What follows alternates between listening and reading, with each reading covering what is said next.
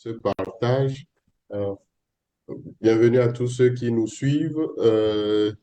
Et donc, nous allons commencer ce partage qui est la série de méditation du temps de Carême. Nous allons commencer par une petite prière. Ensuite, je vais introduire brièvement le Père, euh, parce que s'il faut parler de lui, ça c'est une autre conférence. Non, mais, et, et tout simplement donner la parole au Père pour nous partager sur le thème d'aujourd'hui. Donc, cette conférence est organisée dans le cadre de la formation et l'accompagnement de la jeunesse que fait l'ONG Barika Sira. Euh, et donc, nous sommes rassemblés au nom du Père, du Fils et du Saint-Esprit. Amen. Seigneur, nous te rendons grâce pour cette soirée, pour ce temps de partage et de méditation, surtout sur le pardon. Puisque toi-même tu es miséricorde, donne-nous la grâce de faire miséricorde. Donne-nous la grâce de nous libérer de toutes les personnes, de tout le poids, peut-être de nos passés, de nos connaissances, de tout ce qui nous retient d'aller librement à toi. Et nous demandons ton Esprit Saint de nous accompagner durant ce temps de partage pour que toutes nos opérations, nos actions et nos intentions soient tournées vers ta plus grande gloire. Nous te le demandons par Jésus, le Christ, notre Seigneur. Amen. Amen. Au nom du Père, du Fils et du Saint-Esprit. Amen. Amen.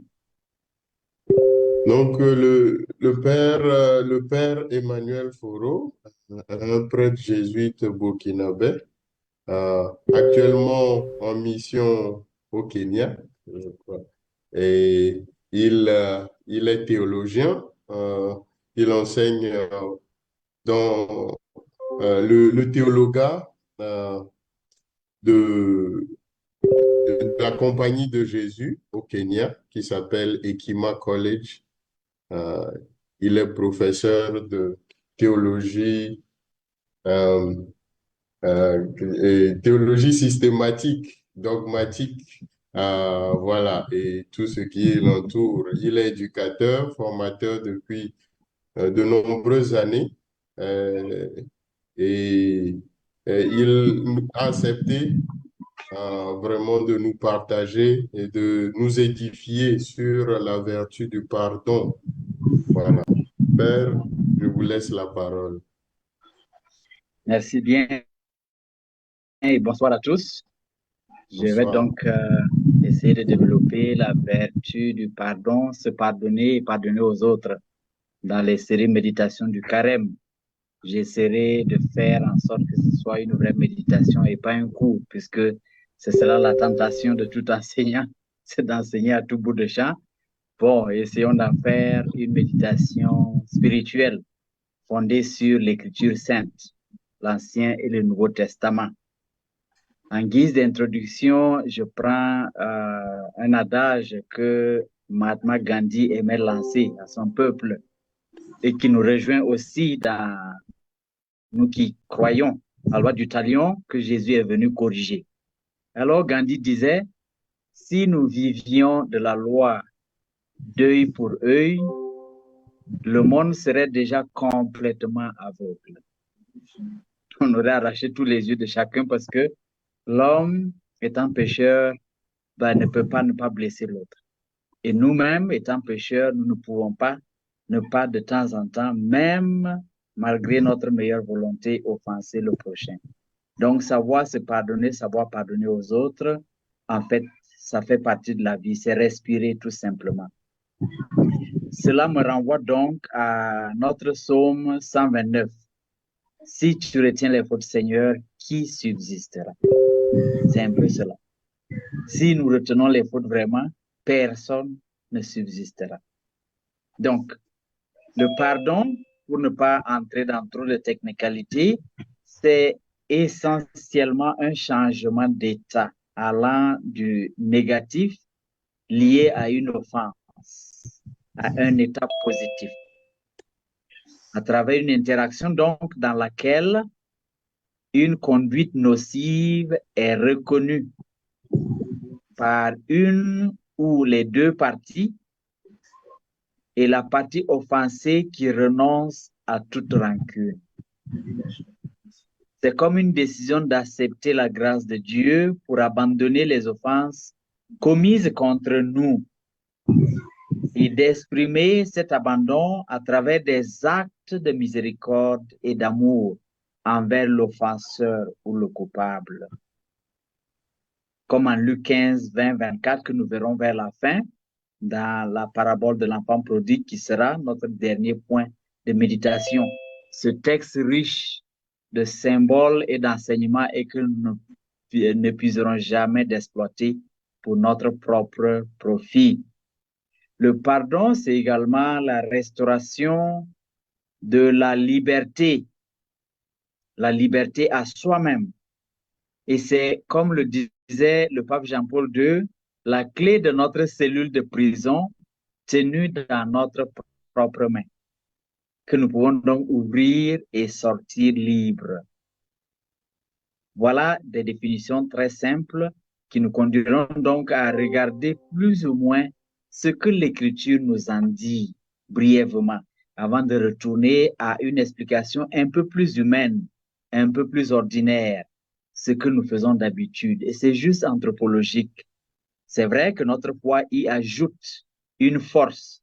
Comme nous l'avons dit, la grâce de Dieu vient donc achever et parfaire notre disposition, notre effort à vouloir vivre au large et pas emprisonné par le mal que nous avons subi ou alors que nous avons commis. Parce que le désir de vengeance et la culpabilité morbide sont tous deux toxiques, peut-être au même degré. Dans Lévitique 19, 17 à 18, le Seigneur dit à son peuple, nous sommes un peuple sacerdotal, c'est pourquoi je parle de Lévitique, tu ne haïras pas ton frère dans ton cœur, mais tu devras réprimander ton compatriote et tu ne toléreras pas la faute qui est en lui. Tu ne te vengeras pas. Tu ne garderas pas de rancune contre les fils de ton peuple. Tu aimeras ton prochain comme toi-même. Je suis le Seigneur.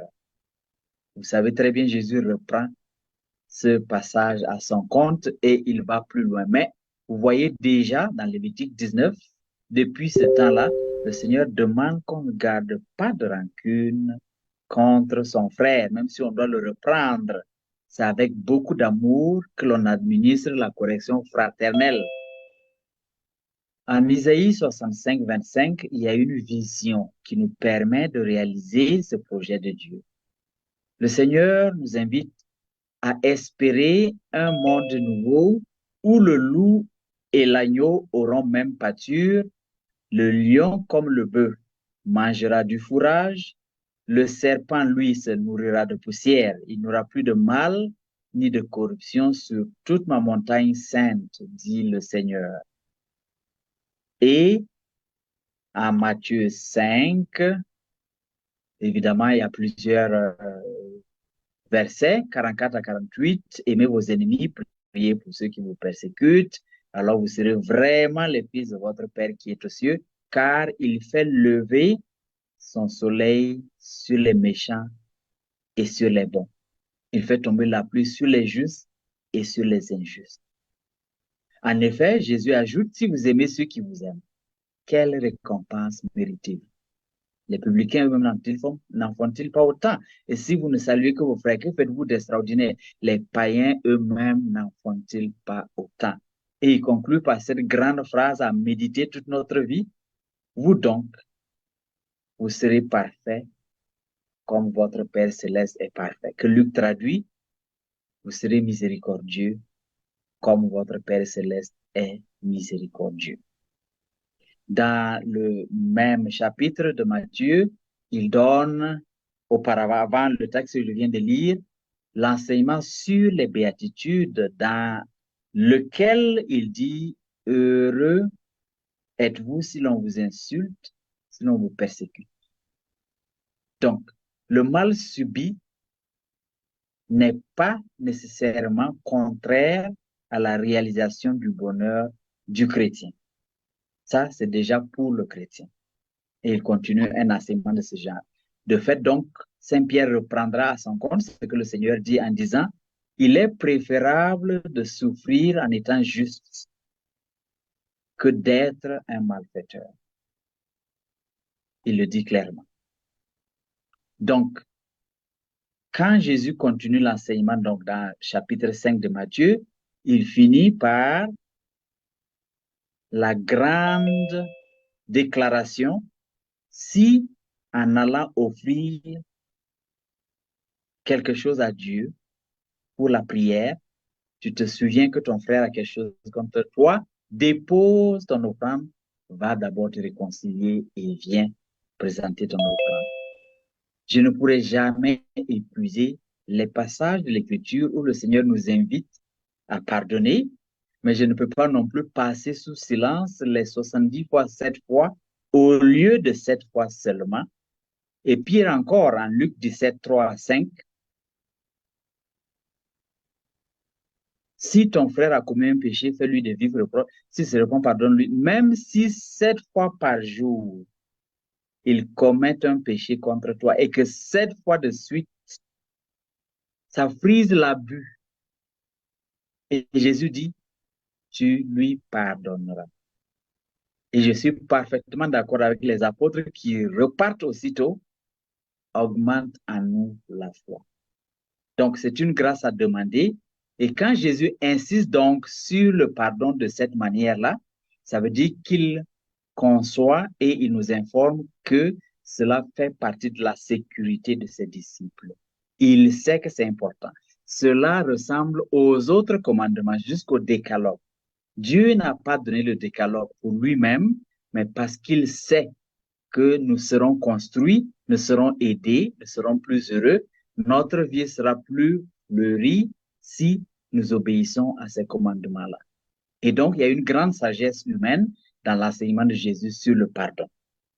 Donc, continuons à explorer notre thème. Le pardon améliore donc les relations, il améliore la santé mentale et l'épanouissement, la santé spirituelle et même la santé physique immédiate et sur le long terme, si nous en faisons une pratique habituelle. Il y a notre compagnon jésuite Wilfrid Okambawa qui dit ceci, qu'il y a parmi les maladies psychophysiques, l'insomnie, l'hypertension, les ulcères stomacaux, l'anorexie et l'obésité seraient donc causées par le refus du pardon. Et d'autres écrits nous disent, la cause de beaucoup de nos problèmes est le refus de pardonner. Il faut donc savoir que le pardon ne sera jamais mérité. Il est un don gratuit émanant d'une décision libre de celui ou celle qui a été offensé. L'immensité de certaines blessures, soit par la répétition, je viens de vous parler des 7 fois par jour, soit par la répétition de l'offense, soit par son degré d'intimité, ou par la masse du dommage encouru, peut rendre l'idée du pardon vertigineuse. Mais nous tenons de la science anthropologique et spirituelle que nous pouvons éventuellement tout pardonner si nous en faisons le choix. Le pardon est une option donc parmi tant d'autres options pour redresser un tort subi. Le même Wilfrid que je viens de citer, notre compagnon béninois, dit dans son livre Le pardon, une folie libératrice, qu'il a publié en 2008 à Abidjan et qui est disponible dans beaucoup de librairies catholiques. Il compare donc l'acte vertueux de pardonner à un travail ardu de destruction des chaînes de culpabilité, de ressentiment, de vengeance et de rancœur qui nous lient à nos débiteurs connus ou inconnus, afin que pour nous deux ou pour vous deux, pointe à l'horizon une nouvelle de liberté, de paix et de fraternité. Fin de citation. Donc, cet exégète, Wilfrid est un exégète, écrit donc son livre pour promouvoir la force libératrice, rédemptrice et thérapeutique du pardon, tout en reconnaissant qu'il est encore plus difficile de pardonner que de demander pardon à son prochain.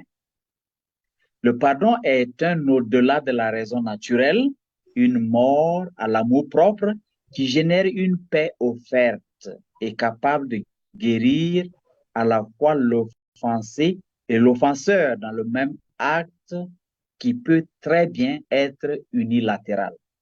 Le pardon n'est pas conditionné par la demande de pardon du coupable. Et pourtant, dans la grande majorité des cas, comme le dit un autre écrivain, le bénédictin Père William Menninger, au-delà de notre pouvoir, parfois. Mais la motivation principale du pardon est qu'il contribue à notre bien-être. Et ça, c'est nouveau pour beaucoup de chrétiens.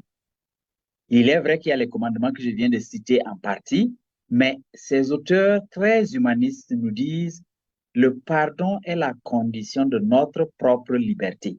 Quand nous choisissons le pardon, nous choisissons la vie proposée, par exemple à travers Moïse dans Deutéronome 39, la guérison, l'intégrité, le pardon, les bénédictions de la vie. Comme Dieu dit à Moïse, je prends aujourd'hui à témoin contre vous le ciel et la terre. Je mets devant toi la vie ou la mort, la bénédiction ou la malédiction. Choisis donc la vie pour que vous soyez, que vous viviez, toi et ta descendance. C'est donc un choix de la vie. Quand nous pardonnons à quelqu'un, nous disons, tu n'as plus la permission de gouverner ma vie. Désormais, je serai responsable pour tout ce que je fais, pas comme des réactions à mon affliction, mais selon mes propres libres décisions. Je me rends libre et je vivrai ma vie comme je l'ai choisi. En résumé, je pardonne ce qui m'a été fait et pour moi-même. Voilà. Si en revanche, nous refusons de pardonner, par le ressentiment qui s'ensuit, l'on se détruit spirituellement, moralement et physiquement.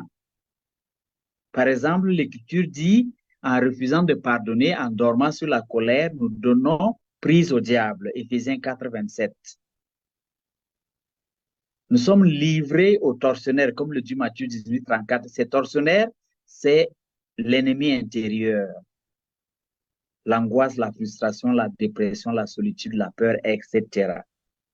Donc, et nous dérobons nous-mêmes au pardon que Dieu veut nous donner. La prière de notre Père nous le dit, remets-nous nos dettes comme nous-mêmes nous remettons à nos débiteurs. Et finalement, nous nous coupons du pardon de Dieu en refusant de pardonner aux autres.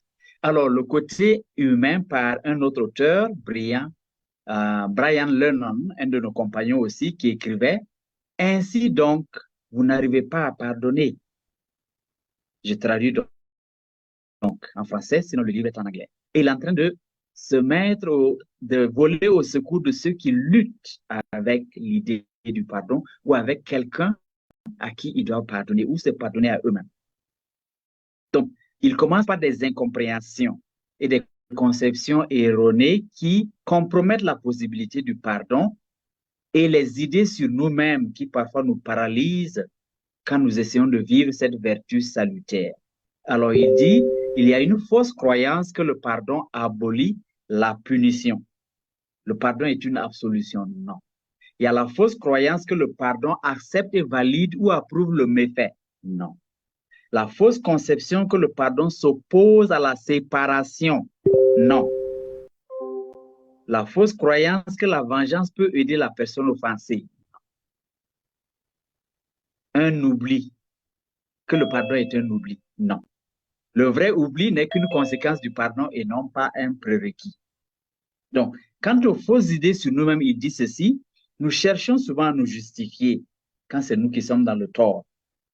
Parfois, nous nous comparons aux autres, surtout ceux et celles qui ont la grâce de pardonner plus aisément ou plus rapidement. D'autres sont rancuniers et ce n'est pas de leur faute. Ils doivent se battre contre cette faiblesse. Et il ne faut pas se comparer à ceux qui ont cette vertu-là plus facilement. C'est une grâce de Dieu. On n'a pas toutes les grâces, on n'a jamais tous les défauts non plus. Parfois, il y en a qui se comparent au Seigneur, qui pardonne à ses bourreaux sur la croix, et quand ils ne réussissent pas, alors ils tombent dans une détresse écrasante. Certains reçoivent la pression de la société qui exige que nous pardonnions à nos bourreaux. Personne ne doit exiger cela d'un autre.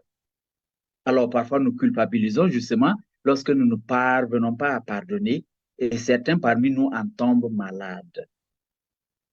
Nous ajoutons à cela la sécurité illusoire de garder haute notre garde contre le rejet récidivable, l'abus, la tromperie, la déception, l'humiliation et la trahison. Ceci est une sorte de prison qui nous donne un pouvoir sur le malfaiteur. Voici leur dette à mon égard et on se pavane avec cela. Parfois, on s'accroche désespérément à l'identité ou au caractère spécial violenté par le méfait ou la face perdue, qui ne reviendra plus jamais. Donc, nier, ignorer, minimiser, camoufler ou excuser ce que les autres nous ont infligé ou comment nous avons souffert de leurs actes ne peut procurer une solution. C'est pourquoi Brian Lennon dit ceci, et je vais reprendre cela encore pour que cela reste dans notre esprit. Il demande qu'on reconnaisse dans un premier pas et accepte la colère qui vient du mal subi. Et Dieu comprend cette colère-là. Un peu comme dans le cas du fils, le grand frère du fils prodigue dans la parabole de Luc 15. Dieu comprend que le fils aîné soit en colère.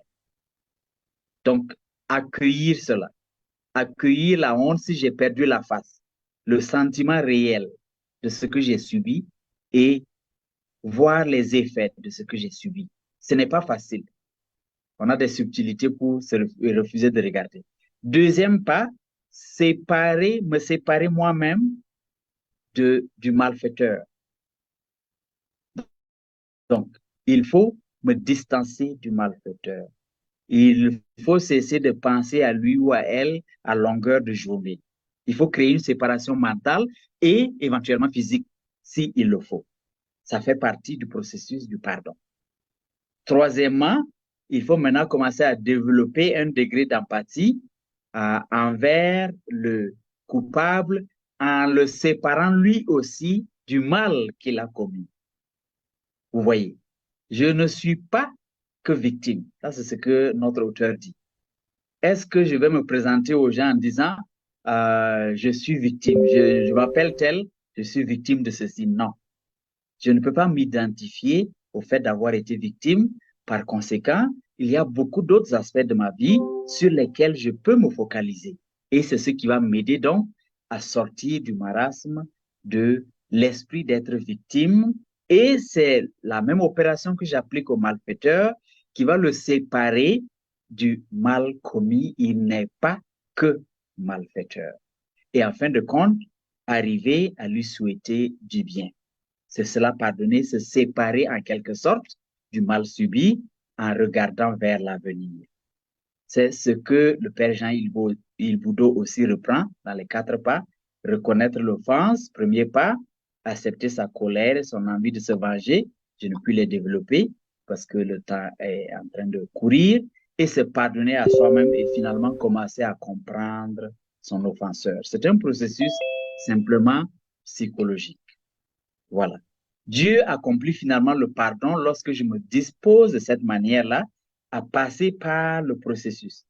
Le seul chemin pour sortir de l'esprit de victime, c'est le chemin à travers cette douloureuse, j'allais dire, chambre ou ce passage douloureux.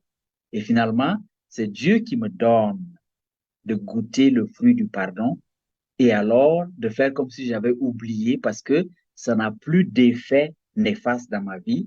Je peux même en rire dans le meilleur des cas. C'est un don de Dieu en fin de compte. C'est une grâce en fin de compte. Mais c'est une vertu qui est soutenue par les autres vertus que nous connaissons. Les 3 vertus théologales de la foi, de l'espérance et de la charité et les 4 vertus cardinales de la justice, de la prudence, de la tempérance et du courage. Nous en avons besoin. Et je le dis en passant brièvement, nous avons besoin de confiance en Dieu et en l'homme. Nous avons besoin d'espérer la conversion même du malfaiteur et de nous-mêmes, si c'est la culpabilité qui nous a enchaînés, et nous avons besoin d'aimer en posant cet acte, pas un commandement. Aimer Dieu, mais aimer soi-même d'abord et vouloir être libre. Et c'est ce que Brian Lennon dit. Il ne faut pas se battre pour faire un acte héroïque, mais il faut se demander, est-ce que je veux être guéri?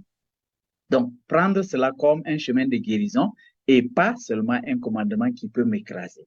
Si je veux ma liberté, alors je vais méditer sur le pardon, je vais éventuellement pardonner.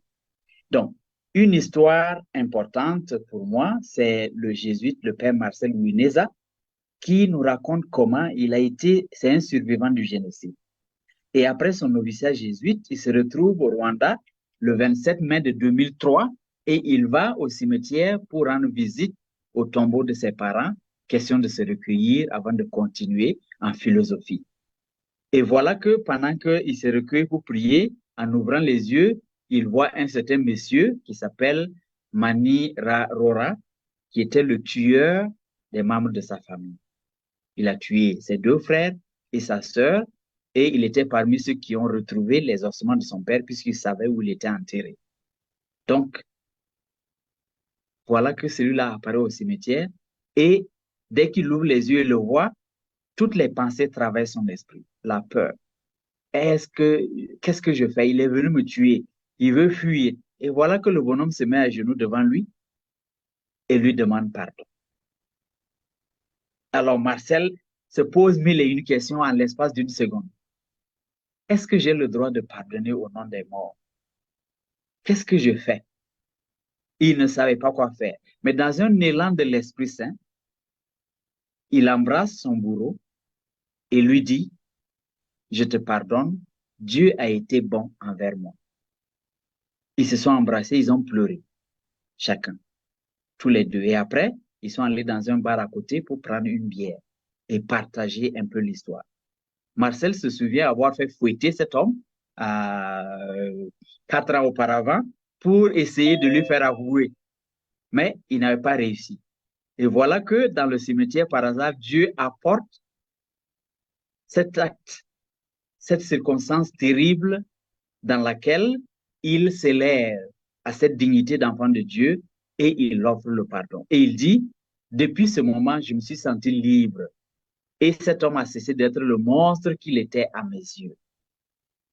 Voilà une expérience particulière du pardon. Et si vous connaissez l'histoire du génocide au Rwanda, il n'est pas du tout facile de pardonner à des gens qui ont massacré votre famille. Et c'est l'invitation que le Seigneur nous donne. Je donne juste cette expérience, et il y en aurait plusieurs, pour parler de la liberté qu'il y a à s'engager sur ce chemin que le Seigneur Jésus nous préconise. Et comme promis, brièvement alors, puisque le temps passe, l'enfant prodigue. Vous voyez comment le pardon s'effectue. Quand cet enfant revient vers son père, il n'attend pas qu'il s'excuse. Il court au-devant de l'enfant et l'embrasse d'abord.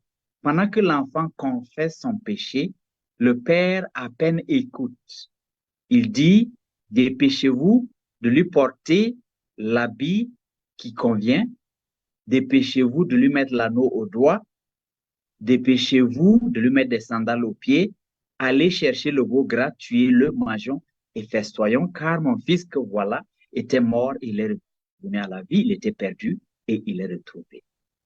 Voilà l'attitude intérieure. Il avait déjà donné le pardon sans condition, unilatéralement. Et l'enfant aussi s'était pardonné en reconnaissant sa faute et en décidant, malgré la honte, de retourner vers son père et de se déclarer indigne à vie. C'est cela. Le courage de demander pardon, c'est cela, la joie d'accorder le pardon et de pouvoir prier comme je suis en train de conclure.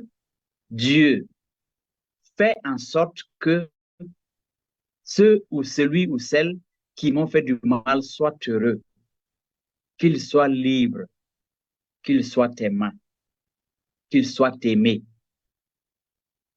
Que le Seigneur conduise mon bourreau à l'intégrité pleine à laquelle il l'appelle avec amour et que chacune de ses fibres résonne de la gloire à laquelle Dieu l'appelle et que le succès couronne toutes leurs entreprises, etc. Et que toutes les bénédictions que Dieu a prévues pour eux leur parviennent dans toute leur intégrité et que la grâce de Dieu les entoure pour toute l'éternité. Et donc, voilà ce à quoi le Seigneur nous appelle. Et pour ceux qui sont coupables, souvenez-vous de 1 Jean 3, 17 à 20.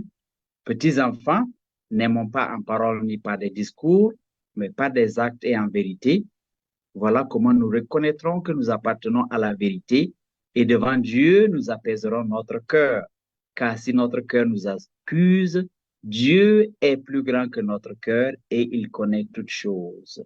Bien-aimés, si notre cœur ne nous accuse pas, nous avons de l'assurance devant Dieu. Voilà ce que je nous propose comme méditation ce soir et que la grâce de Dieu nous donne d'être des personnes qui pardonnent comme nous respirons. Merci beaucoup, Père Emmanuel. Euh, Moi, je voulais vous entendre plus parce que je suis emporté dans cette méditation. Mhm. Euh, je ne voulais pas que vous vous arrêtiez, mais bon, toutes bonnes choses. Les bonnes choses finissent trop vite. Euh, Bon, pour ceux qui nous rejoignent toujours en plein milieu, bon, je dirais l'un ou l'autre point qui m'a personnellement touché, euh, que je prends pour ma propre vie actuelle et future. Euh, c'est, tu, tu nous as beaucoup fait mention de, je crois, Brian Lennon, c'est ça? De Le cet nom. auteur. Et le pardon, c'est de se poser cette question, est-ce que je veux être libre? Et de se dire que le bourreau ou la personne qui me fait du mal, je ne veux plus lui donner la permission de gouverner ma vie. Je pense que je pars avec ça. Euh, et vous avez parlé des 4, 5 étapes. euh, pour commencer vraiment cette démarche du pardon. D'abord, accepter la colère du mal qui a été subi, me séparer du malfaiteur de manière physique, euh, développer un degré d'empathie qui me permet de séparer le mal qu'a commis le malfaiteur et la personne elle-même, une personne qui est créée par Dieu aussi, et arriver à souhaiter du bien à à ce bourreau ou cette personne qui nous a fait du mal. Et, et c'est dans cette démarche d'arriver à souhaiter du bien à la personne vraiment que on peut sentir que le mal qu'il a fait n'a plus d'effet en nous. Et qu'on a commencé vraiment à pardonner à cette personne-là. Et surtout sortir de l'esprit de victime. Euh, oui, personnellement, ça aussi m'a touché beaucoup. Et donc, merci beaucoup, Père Foro, pour cette méditation si riche, dense et profonde.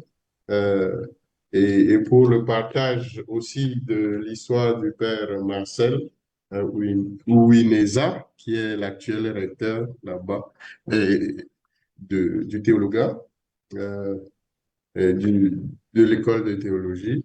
Oui. Et donc, comme c'est plus une méditation, vos questions sont les bienvenues, mais plus dans les chats Facebook et YouTube. Euh, voilà, et c'est pas une conférence. Et nous accueillons tout cela dans un esprit de prière Voilà, et là, le dimanche prochain, nous continuons la série de méditation de Carême sur la vertu de l'intégrité.